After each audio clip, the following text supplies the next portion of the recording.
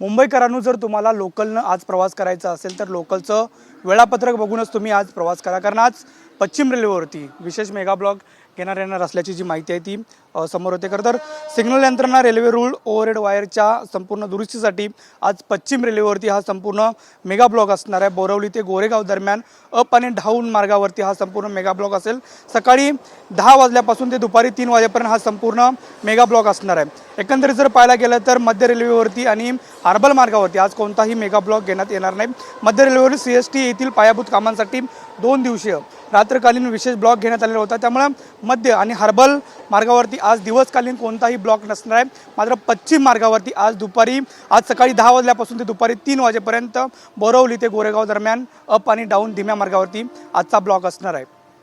Video journalist कमले डोंगरेसह Nandkishor Gawade, TV9 Marathi, Mumbai.